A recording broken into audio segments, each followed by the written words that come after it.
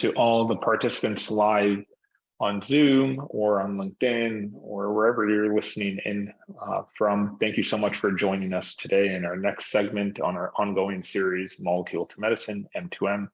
Thanks to Jen and her marketing team for continuing to push out these thought leadership pieces, where our goal at Cyclica is not only to engage the community in relevant topics, but to bring in thought leaders and experts in the space from across the industry. And I'm really excited about the panel that we have today. Now, I will say there's topics that we discuss that aren't related to Cyclica's business. The goal here isn't a marketing campaign of Cyclica, but instead, our goal is to be citizens of the healthcare community and to ensure that all of you have access to the information that you need, whether you're a patient, you're a developer of new technologies, you're a applier of those technologies in the progression of a molecule to turn it into a medicine. And so visit our website at cyclicarx.com, click on the M2M series, and you can see a bunch of blogs where we talk about target identification, new chemistry design. We're doing a lot of work in talking about clinical trials and advancing molecules in clinical development. And we have a few really exciting segments that will come up over the next few months. Today, I'm really excited about the topic that we are going to discuss today on data bias and AI in healthcare. I have a few comments that I will share before we get into the Q&A, but before that, I want to introduce or pass the baton over to our esteemed panelists to introduce themselves. So Gilles, if you can quickly introduce yourself, then Angeli, and then Shalini. Hey, thank you very much, Naheed, and thank you, Jennifer, for inviting me to be on this panel. I am Gilles Gnacadja. I am Algorithm Sciences Director at Amgen in an organization called Digital Health and Innovation. That's an organization that is tasked with fostering the introduction, piloting, and deployment of the novel technologies of machine learning and AI at Amgen to accelerate our business of discovering and developing new drugs. So we have data science and engineering, which I call it. We have digital product development, and we have business development. So we pilot technologies, we seek to deploy them, and also we seek to understand the landscape of smaller companies, specialized companies that you can partner with. All that for the purpose of accelerating drug discovery, development, and commercialization. So that's in short what I am, what I do, and I am very passionate about this topic. For many reasons, and I have certain views about it that I am very happy to share in this venue here. Thank you very much. Right, and I'll pick that up. So my name's Angeli Möller, and I lead the Digi team at Roche. So that's a new group that we started on the 1st of July, and it's data and integrations generating insights. It is new in that it covers the entire Roche group, which is a setup that we never had previously. And if you happen to be on LinkedIn, you will see that we are still very much hiring. I also, together with Naheed, work in the executive committee of the Alliance for Artificial Intelligence in Healthcare.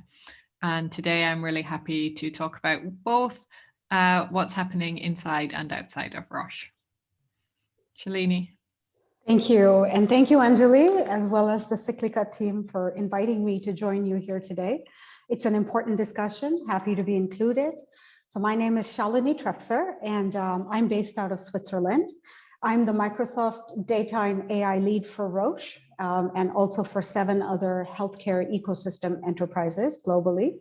So my work typically starts in the part of the value chain with bringing data together and to essentially use Microsoft's interoperable cloud capabilities to therefore drive meaningful insights out of that data.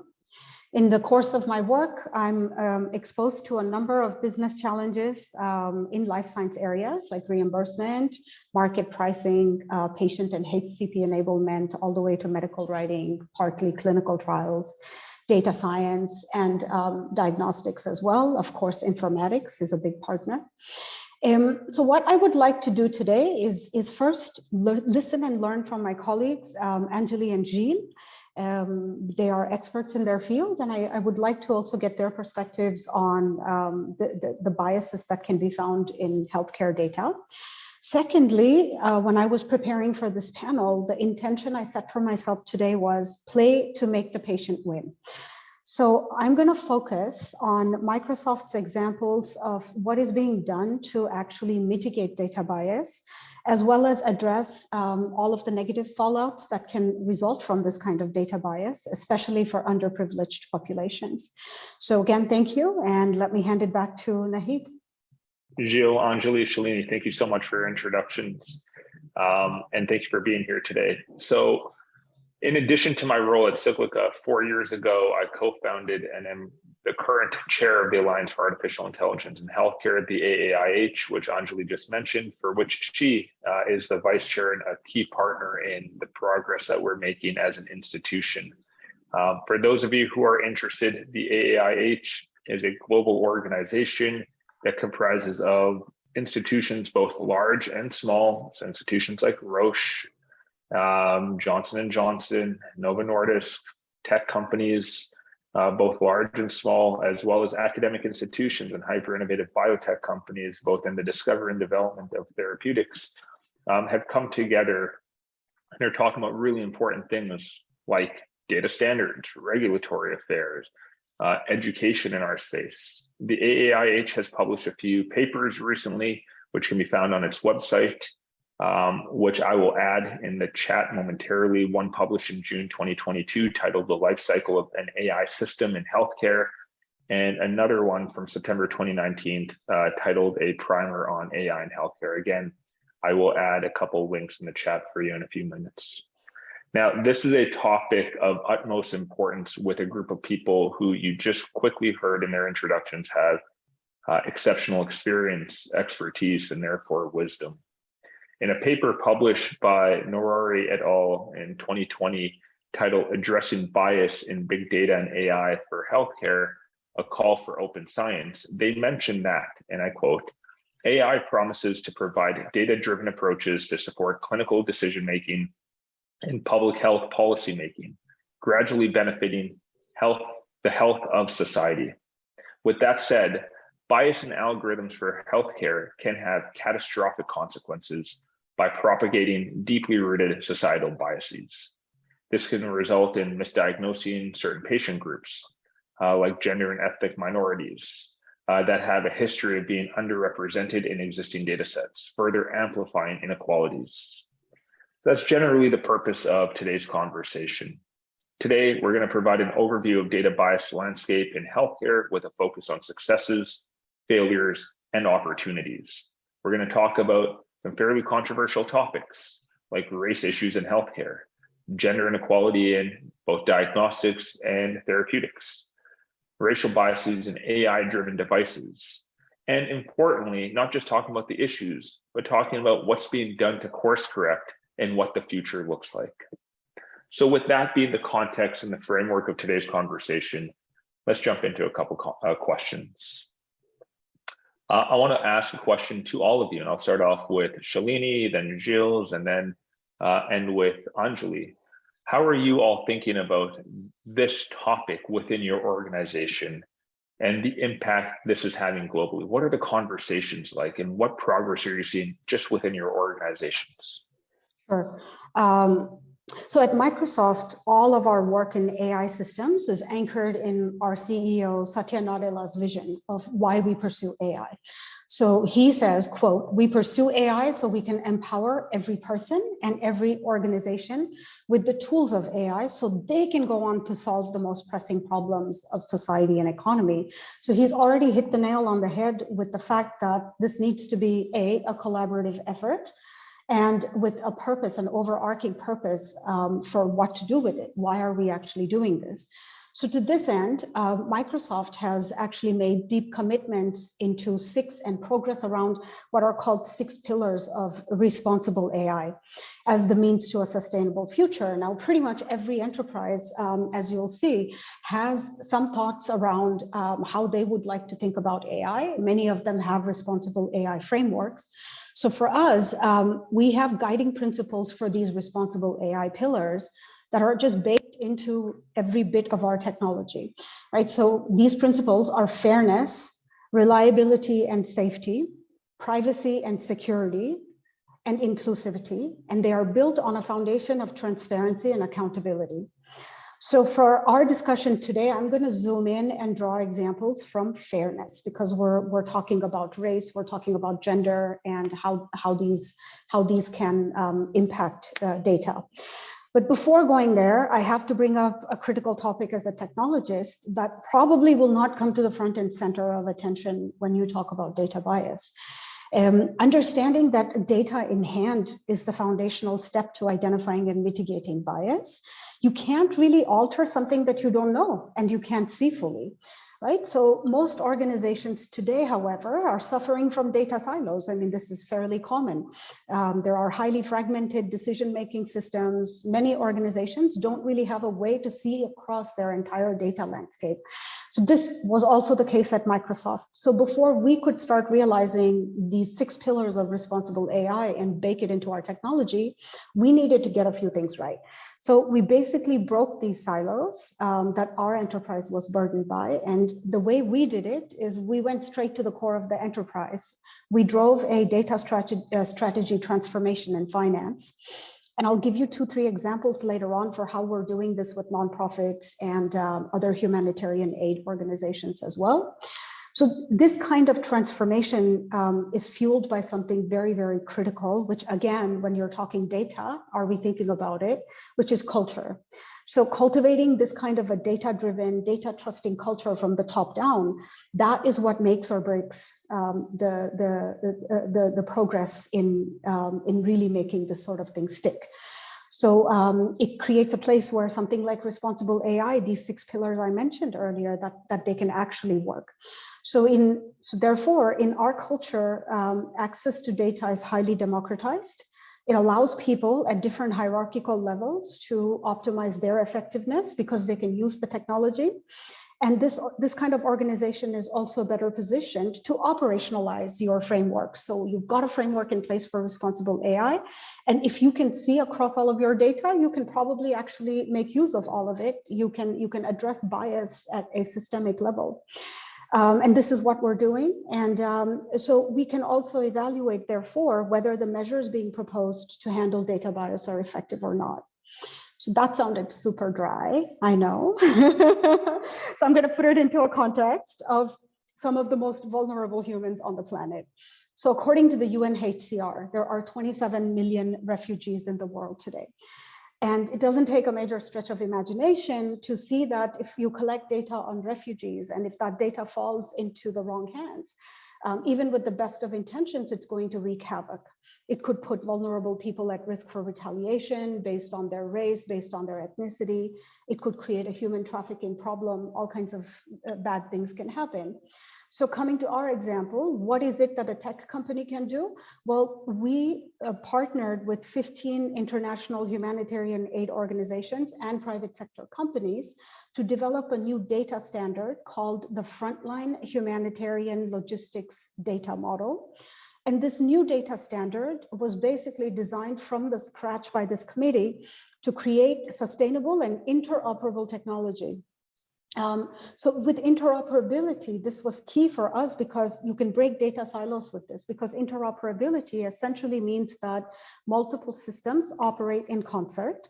So across all of the different engines that are supporting humanitarian efforts, those systems have been brought to work together in the benefit of refugees.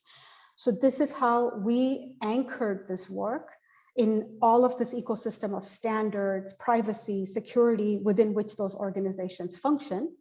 And that way we could tackle human trafficking together.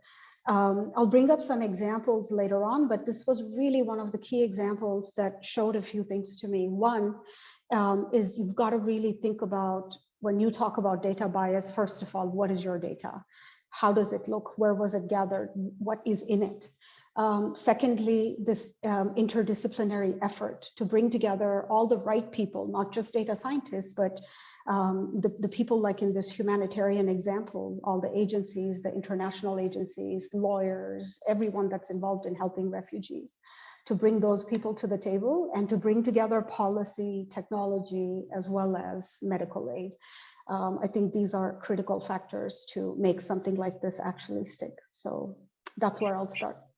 Shalini, thank you so much for that. A lot to unpack there. And I think we'll get to a number of these key topics over the course of the conversation. What I really appreciated is you applied the Microsoft ethos and approach to this very deep-rooted topic in the context of multiple ways. There's going to be the healthcare conversation, and then you talk about the humanitarian angle of this, which has far-reaching consequences, some of which you mentioned, some of which also then relate to the health and well-being of that population of refugees globally. And so thank you for sharing a lot of that. And for those of you who know me well, my prior life, I volunteered for 2 years in humanitarian aid, both disaster response and risk mitigating strategies, traveled the world. So this is something that is near and dear to my heart. But let's pass it over to Gilles and then Angeli to share a little bit what's happening at Amgen and at Roche. Yeah, so we are aware of the bias that exists in data. And let me highlight two aspects that we are particularly concerned about and active in. First, we are a biotech company, so we work a lot at the research stage on genome databases. And we have increasing awareness that the databases that we use do not necessarily have the diversity that they should have to represent the patient population that we eventually seek to target. So we have a lot of effort dedicated to improving the diverse mix of the database, of the genomic, of the omics databases that we use for target identification, validation, and so on.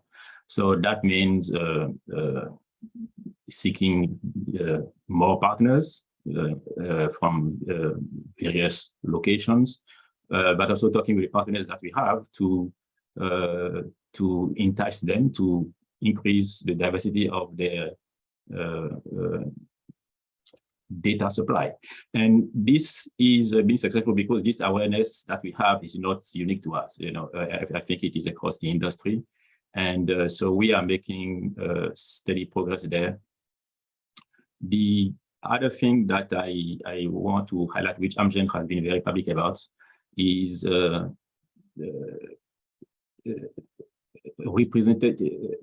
having clinical trials that are representative of the populations we seek to target. We have become, it has been known for a while, this is again an industry-wide issue, that the racial mix-up, the racial mix of the clinical trial participants do not necessarily represent the patients that we eventually treat. And this can have some serious effect down the road. So Amgen has been very public about the fact that we decided that we are going to affect that for the better. So that means intentionally seeking trial populations that are more diverse, more representative of the population. But not just that, also the investigators that participates in the clinical trials, we aim to have them also more representative of the populations. We aim to have the distributions of the clinical sites, the clinical trial sites, to be more diverse, because race is, as I will always come back to that topic later, is often a proxy for many other things. For instance, geography, you know, or where people are located. And it has to be said that while these concerns and the solutions, the proposed solutions have been considered for a while, the COVID pandemic has accelerated a number of things. You know, we realize that, well, we will need to conduct clinical trials in a more innovative way if we have to continue doing that business while people are staying home, or at least going to hospitals less often. And so this has sort of accelerated our efforts to reach clinical trial participants where we not reach them before using digital technologies. And so I think this is going to help close that gap, but there is more to be done. There is more to be done also in, even if we have data sets, databases that are more balanced, the fact is, generally speaking, in AI, there is the imbalanced cell problem. When there is small groups, the methods can still not represent them appropriately. But I believe that there are, well, I know there are methods that do better job than the more mainstream methods that are more interpreted.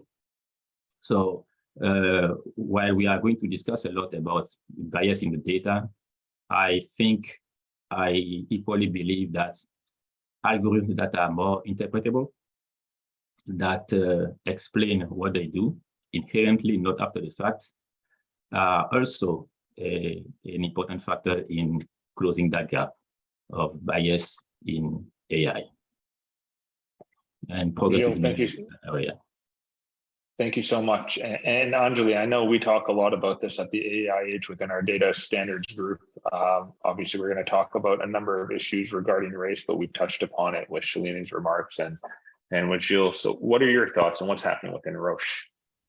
Yeah, thanks, Naheed. And I don't want to be repetitive for anyone at home, but I do want to emphasize the points Shalini and Gilles made around representational bias. So Shalini talked us through getting the overview of those aggregated data sets, and Gilles was, taking us then onto what they do at Amgen with that representational bias that's been a problem for the entire industry, the entire healthcare industry, where the data sets we've been working with have largely represented European men, like my beloved husband. And so, of course, that means that the outcomes and the tools and the methods that were developed on top of those data sets didn't work for other groups of people. And that's something where there's been a lot of progress. It's fantastic. There has been a lot of progress. There's so much more awareness. So I wanted to rather talk about what Roche is doing with inclusive research within those trials. And it's more of a subtle addition. So we are looking at our observational studies in rare disease populations. And we began a project with a charity, an NGO called RareX, which transparently I'm also on the board of. And we looked at how you ask patients questions to gather patient-reported outcomes.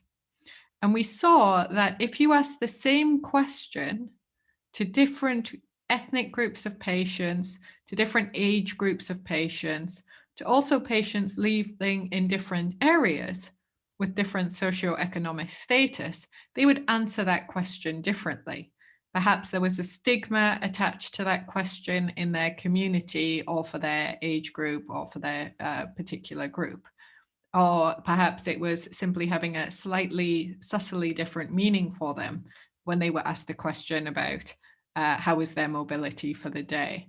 And then we saw this was actually affecting then the data that was gathered. So there was a bias in that data because of the way different groups of patients would answer the questions. And we all know in the rare disease community, you end up working with very small data sets. What does that mean as a data scientist? It means every error in data collection gets really amped up and amplified, and you get a completely skewed analysis and results because you're working with small data sets. And so then we took a systematic approach to testing what are the best questions to ask in patient-reported outcomes to reduce the level of bias in the data sets we were collecting and to increase the quality of the analysis we then created. So that's just one example I wanted to share from Roche. Thank you, Angeli. And I'm going to come back to you to continue the topic with the next question. And it relates to race and what we learned coming out of COVID-19.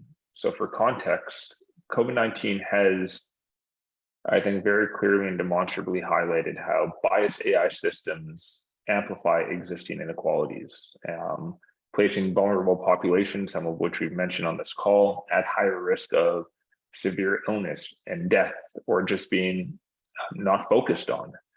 AI was used in many ways to fight against COVID-19, whether it be through models to predict the spread of the virus, diagnostic tools, and therapeutic development.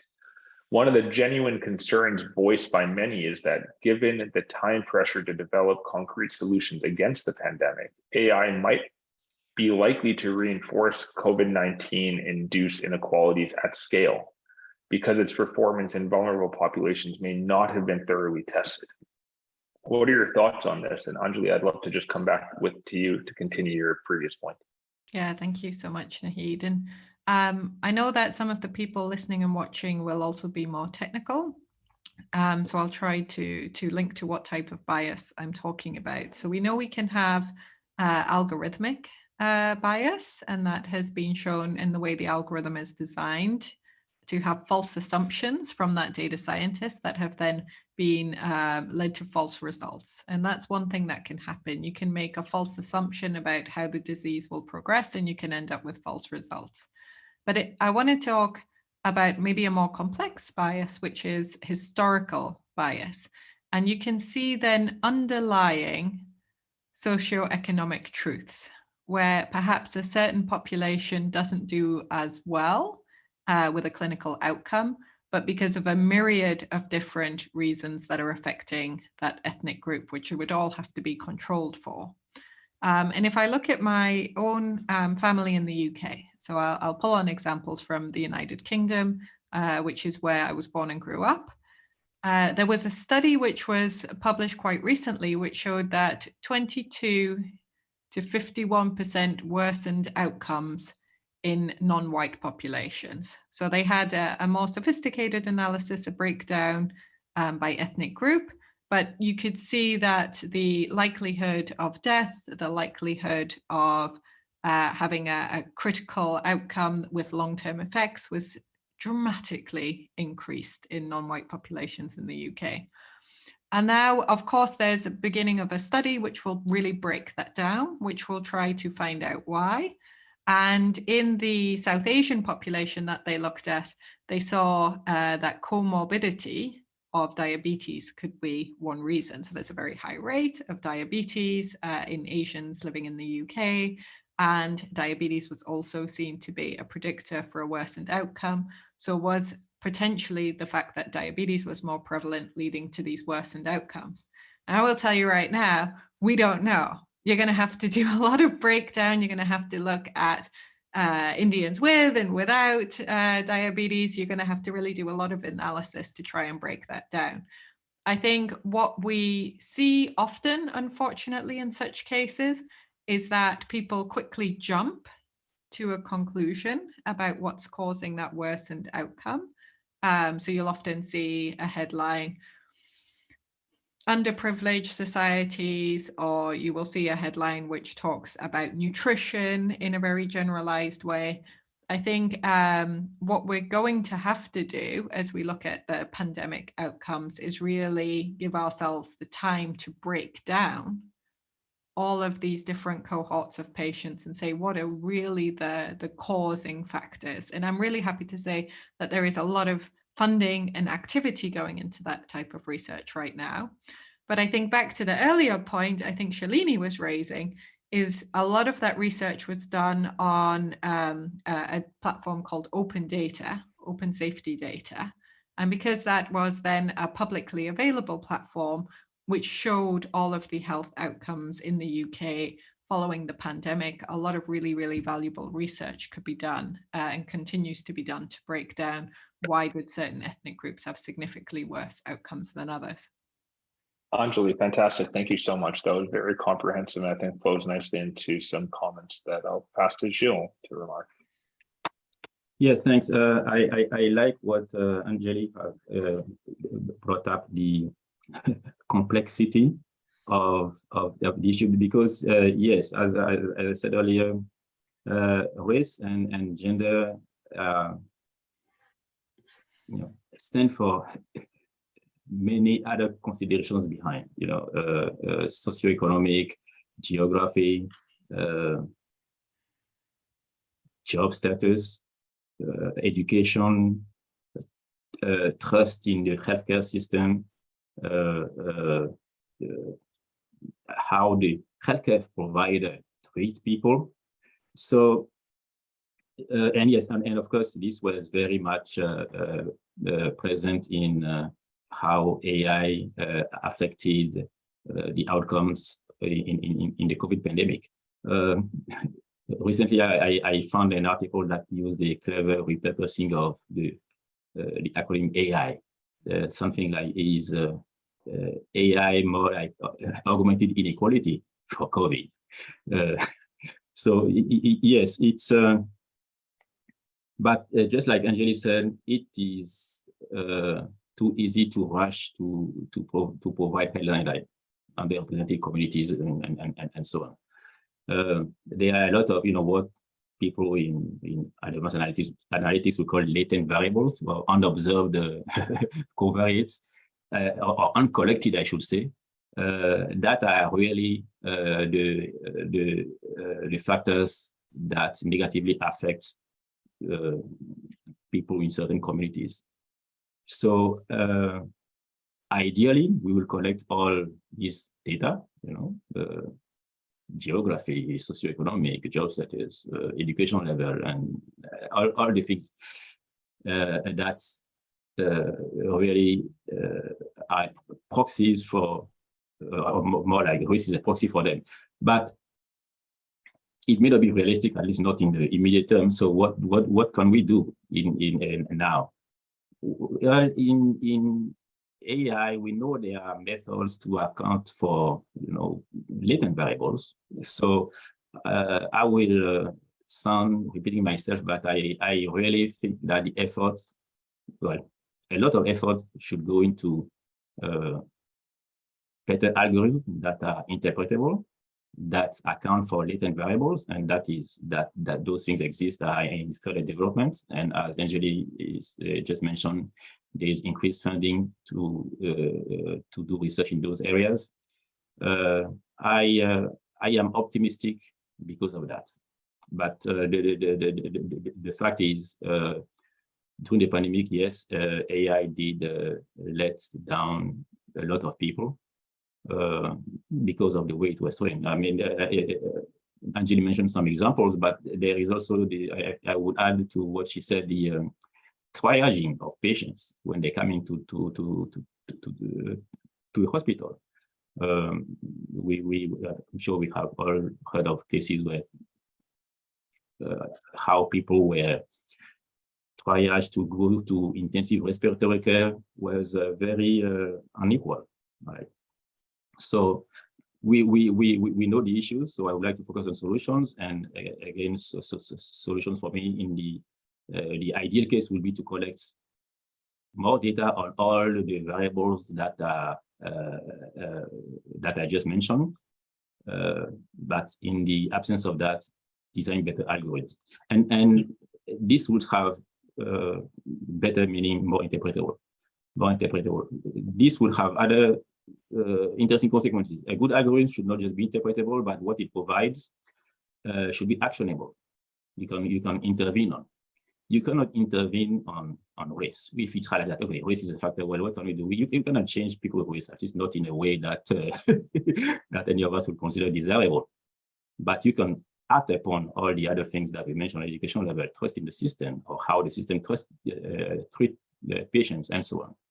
So I really believe that such algorithms that are interpretable and provide actionable insights is where more efforts should go. Excellent, Gilles. And towards the end of this conversation, we'll touch on your optimism and your solutions. And as we think about the future, what are the things that we need to put in place to get there versus kind of where we are today? But we'll park that for a few minutes. I want to go to Shalini, and if there's anything that you'd like to add from kind of a Microsoft lens on this specific topic. And then there's a question that came in online by Parissa, and it's related to some Microsoft stuff. So I'll follow up with a back-ended question as well. That sounds great. And I have an anecdote that I think highlights what Angeli was saying. So when I first moved to Basel, an American colleague of mine, I had a lot of upper respiratory problems. And he just had basically had no idea of who I was, where I came from, none of that, right? And just in an offsite, we're talking to each other. He was an ophthalmologist. And he says to me, I'm going to refer you to one of our good colleagues who's a pulmonologist. We should check you out for TB. And I said, TB, as in tuberculosis? Yeah, why? And so his whole approach to this is, yeah, because that's quite common in India. You must have picked it up there. And I was really amazed that such a serious disease can be pronounced with so much casual sort of guesswork by a physician, no less. And without knowing anything about the patient, nothing. I wasn't his patient. He had never examined me. He had no idea of my background or what actual exposure I might have had to TB. And yet he felt comfortable making this kind of a guess. So needless to say, I found proper medical help with an excellent group of doctors in Basel who actually had a proper framework to diagnose me. And that, I think, ties to what Gilles and Angeli are saying. Okay, so let's say you've cleaned your data set, but you want to build a model out of that. How do you ensure that the framework that model is operating under doesn't fall prey to such hidden biases? And I think that is where the angle comes in from the work that we're doing. So we are basically making sure that our product development teams have a very concrete and actionable guidance on what these 6 principles actually mean and how do you uphold them.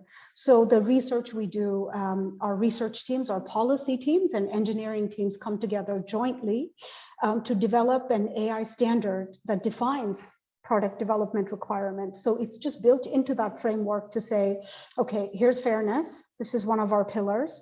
There are 3 goals under fairness that you need to take into account when you develop a piece of AI. And those goals are all demographic groups should get a similar quality of service, right? You should hand out resources and opportunities in critical domains in such a way that minimizes disparities in outcomes for marginalized groups. You need to design to minimize potential for stereotyping, demeaning, or erasing certain demographic groups. So these 3 goals then have underneath them a set of basically guidelines for what that actually means, and tools and processes such as the AI fairness checklist. And I've given it to Jennifer, she can share it so you can see how deeply thought through this is to say, okay, we've co-designed a fairness with AI practitioners. We give you a framework, we give you overarching goals, we give you very specific requirements under those goals, and we give you a tool whereby the AI fairness checklist, whereby you can check your work and make sure that you have designed it to the best of your ability to be a fair piece of AI. So then when you have good data coming in from the efforts that Angeli and Gilles are referring to, and you feed it into a system that's been built for fairness, hopefully then the outcome is amplified to be that much better. So that's kind of how the approach there is working. Excellent, thank you, Shalini. And my perspective, you're to the audience, you're listening to Angeli, Shalini, Gilles, who have their experience kind of broad spectrum across the development, application, and a lot of stuff we're talking about dealing with patients in the clinical world. My general space is in drug discovery, and there's many forms of bias that impact the discovery of medicines before it gets into a patient's hands, much of which we won't talk about today, but other forms of bias that have a deep impact to AI systems to supercharge the way in which medicines are discovered include chemical series bias. There's various forms of bias in how you explore chemical space to find the proper chemistry. But there's one related part that kind of links the two together, which is there's a huge push in our industry on relying on genetics and genomics analysis to identify potential biological targets that are linked to or relevant to a specific disease for us to start drug discovery campaigns on. Now, as Angeli mentioned in her comments a few minutes ago, a vast majority of that type of data comes from European descendants.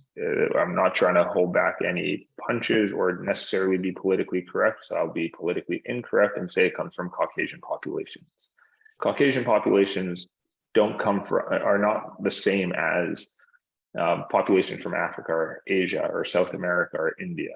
And as a result, 95% of the data that comes from European descendants is not representative. And as a result, the world of personalized medicine, some will say that the term personalized medicine is a nuisance in our industry because it's so complicated or so multimodal and so multifactorial. But the reality is that's something that we should strive for, because the one size fits all glove drug discovery and development approach is not the right approach. A drug is going to interact differently between myself and Shalini or myself and Angeli.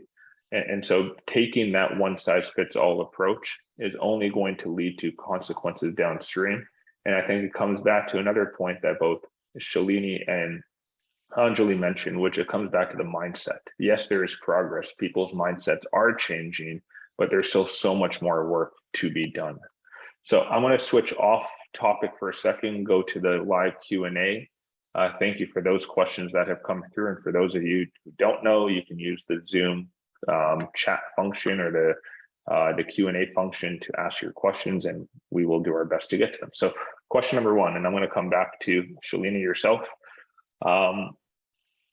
So Parissa, thank you so much for asking. I'm interested to know how it is possible to see the whole journey of big data in practice.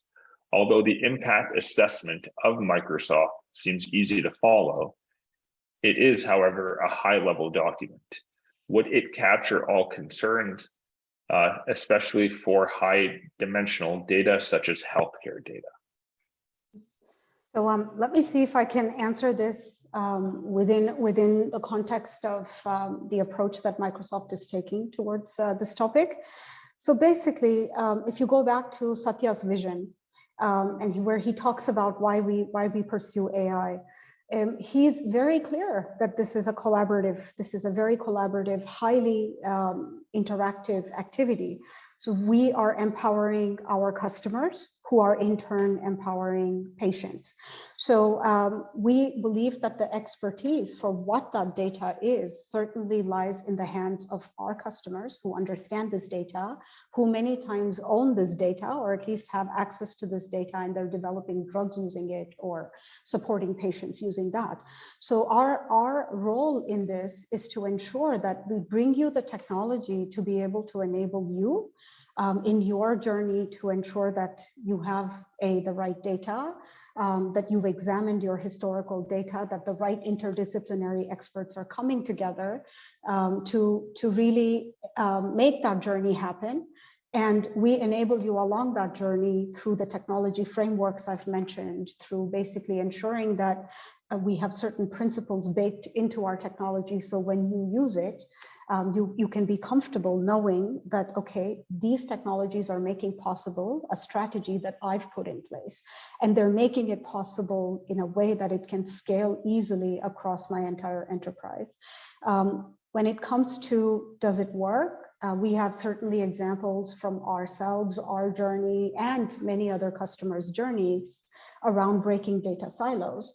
But again, there, I mentioned a very critical factor, which is culture. So if that cultural support is not organically present within a given organization, technology can only do so much. And I think you will hear all technology leaders basically say this, right? That really comes from the strategy and the culture of the customer's organization, and we enable this. Parissa, I hope that answered your question. And not that I have the right to offer this, but Shalini is very active on LinkedIn, so I'm sure you can catch a lot of what she has to say and her comments and thought perspective by following her on LinkedIn or other mechanisms. There's one other question that came through, and Gilles, Angeli, Shalini, feel free to jump in. Would you be able to share any initiative /research /techniques that focus on finding biases in data and ML besides gender, ethnicity, etc., that we may not be aware of? Thank you. Yeah, Angeli. So I just want to check I understand this correctly. And so we have focused a lot in this topic on ethnicity and gender bias in healthcare. maybe Naheed, you can help me. Is it for a healthcare example or for just a? Correct, healthcare. Yeah, I would say, and then I would open up to my fellow panelists, because I was looking at this question in the chat, and in the end, sex, gender, and race are 3 variables amongst many, many variables that we will analyze and look for correlations between. And so maybe another key variable, which is really well known, but a lot heavily investigated across the healthcare industry, is sampling bias. And how can you see that already? If you look in a space like oncology and you look at tissue slices, so core of much diagnosis in oncology is having a look at tissue slices and having a look then at the change in tumor load. So measuring your RECIST, checking how the size of that tumor may have changed over time.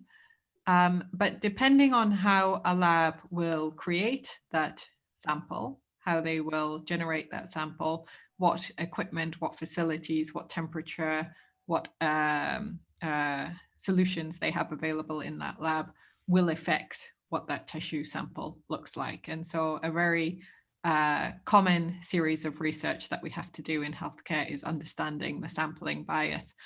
I really like Naheed's drug discovery example, but it's not just with the electronic medical records, the claim records, and the clinical trial data where we see demographic information, but it's also with the laboratory data where we start to see sampling issues.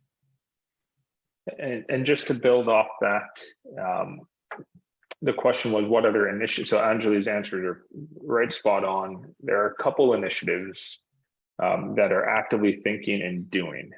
On the thinking side, on data standards, kind of data harmonization and bringing a ecosystem kind of together to solve this. I would say this is not a shameless plug because I have no economic benefit in it, but the Alliance for Artificial Intelligence in Healthcare has a specific data working group that have brought together leaders in our industry who are facing this problem and trying to solve it. And the solution is not going to be seen in the next 6, 12, 24 months. This is infrastructure development to enable the right behaviors, the right habits, so that over the next few years, couple decades, the next set of growth is built on the right principles. And I think one of the initiatives I'll highlight two.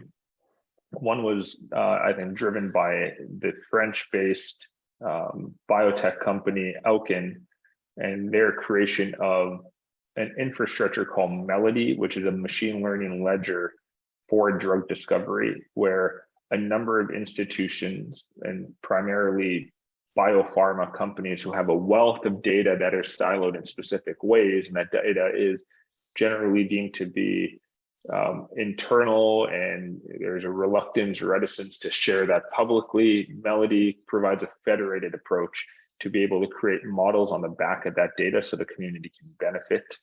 And I think a number of institutions have joined forces as part of Melody. Another group, and I'll share a link in the chat in a second, another group here in Canada is DNA Stack. DNA Stack is building software that is being used by academic institutions, research consortiums, patient advocacy groups to federate genomic and genetic data so that, again, models can be built and then deployed in a fair and balanced way. And so there's a number of institutions that are tackling the problem from how do we federate that data to build infrastructure to enable data sharing and then model building to then be applied. And I think that's really interesting, and both the Melody website and the DNA Stack website are linked here. So we only have a few more minutes left. I want to touch on two topics. So we have 7 minutes, two topics. So I'm going to try and be snappy with both of them. One of them is coming back to a point that Gilles mentioned in his comments on collaboration. Lots of progress is being made in our space, but still a lot of work needs to be done. tech companies like Microsoft, pharma companies like Roche and Amgen, along with hundreds of biotech companies and academic institutions, are advancing AI in healthcare. Do you think the sector should be organized or come together so it can speak with a stronger voice on issues such as data bias and on regulatory issues and other matters? And if so, how are you and your institutions participating in these types of initiatives? So I'll go with Gilles first, then Shalini, and then finish off with Angeli on that question. Yes, that's very interesting questions, and thank you. Yes, I definitely think that we should speak with a stronger voice. As you know by now, I am very passionate about the need for algorithms to be interpretable, and there is, you know, many flavors of interpretability, but interpretability that is sort of embedded and auditable. And methods exist and are still being developed, but they are still sort of in the shadow. And part of the reason I think is that there is not a big enough of a perceived demand for that. Okay, so I think what our community can do, like AIH can certainly do, is to be an advocate for, yes, we need that, because then the community of researchers or practitioners will respond to that. They do respond to needs. So that is, I think, when I look at the future, I see a future where this is kind of the default for high-stake decisions that we are talking about here, where AI helps make decisions about people's lives and healthcare trajectories. Shalini, any thoughts to add on to that? Sure. I think Microsoft's role in pushing for technology that's less biased can be looked at in two ways, two lenses. One is that we develop powerful technology accelerators like text analytics for health and natural language processing, and a whole bunch of other AI services. And the key thing to know about them is that they're highly extensible. So essentially, they're built on the backs of internet publicly available data, but petabytes of this. So already they are coming in with a relatively good knowledge of healthcare ecosystem, but they are extensible, so you can train them. So now when Gilles and Angeli are talking about, let's make sure that we get high quality data finally in our hands, and let's correct for biases, you've got something on the technology side to feed that into, which is going to amplify that impact. The second way that you can think about this, and actually these technologies are also taking into consideration things like social determinants of health, which is what Gilles has been implying, that race and gender are really metaphors for other things as well, that are more socially related. The second aspect is investing in global initiatives that tackle these complex issues around underserved populations. So there's a $60 million 5-year AI for Health pillar in our AI for Good program, for instance. So there are programs and initiatives. This is funding in like Fred Hutchinson Cancer Research Institute on data sharing. There's cataract care in rural India, diagnosis of diabetic retinopathy where the device is brought to the patients. As well as recognizing leprosy. There's a famous case around supporting early detection of leprosy when a cure is still possible using AI. So all of this work is being funded and supported by Microsoft. So you can think of that as the investments, and then on the other side is the technology itself that's being developed. So I think this is how I would paint that ecosystem. Thanks, Shalini. Angeli, to close that out, and then we have one quick question to end off. Yeah, great. So a little bit of a historical and a bit of a current answer. About 4 years ago, I was asking myself the same question that Naheed just asked us. And that led to me pinging Naheed and seeing how I could get started on something that several other leaders were already drafting, which was the concept for the Alliance for Artificial Intelligence in Healthcare, which, as Naheed says, does exactly push both the thought leadership, the technical developments and the regulatory discussion on how artificial intelligence can and should be used to benefit patients in the healthcare ecosystem. I would say out of that, though, I continue even since then and through different multiple job changes, even organizational changes, to put a lot of energy into that organization. And I'll highlight one key example. So Andy Nguyen, who leads our data working stream within the AAIH, you might also see his book that he recently published, which is for hands-on healthcare data. And you can also see me smiling with my signed copy on LinkedIn. But I think it's really, why do I highlight that example? I think it's because there are points like the ones we see in the questions here and the ones we've brought up in the panelists, where it's very important that we as a healthcare industry start to come up with some standardized best practices. So to your point, Naheed, is this organization needed? Yes. And where do we need to focus? We need to get this critical mass, that best practice that will protect patients from unconscious bias, from societal bias, from algorithmic bias, is really actively understood and pursued. And so it's something that certainly at Roche we continue to be very committed to, and to bring our teams into the AAIH to further that shared outcome. Excellent. Angeli, thank you. So it is 11 a.m. Eastern time. We're at the end of our rope, as they say. So I'll finish off with one comment. There's a question that came through on the chat, and it is, how do you see the future of data bias in the context of utility of AI in complicated to train data populations? For example, animal model data bias affecting the translation to human. Why do I bring that up? Because last week, this time, we hosted another panel, which was on AI in drug discovery and development, opportunities, successes, opportunities, and pitfalls, where we had Pat Walters, Brandon Allgood, Pat Walters from Relay Therapeutics, Brandon Allgood, also the former chair and a member of the XCOM of the AIH from Velo Health, and Andreas Bender, as well as Cyclica's director of machine learning, Ali Madani, and that topic came up. And so I will place in the chat a link to that M2M series where we talk about exactly animal models and its translation to clinical outcomes and its application to kind of human health and people.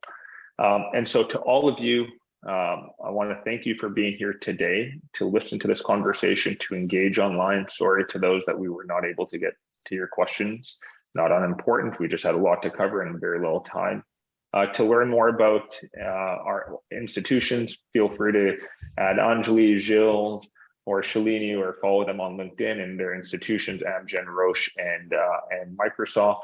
On Cyclica, feel free to follow us on LinkedIn as well. This is not a Cyclica conversation, but if you're interested in learning more, feel free to add on LinkedIn or follow us on any social media or visit our website.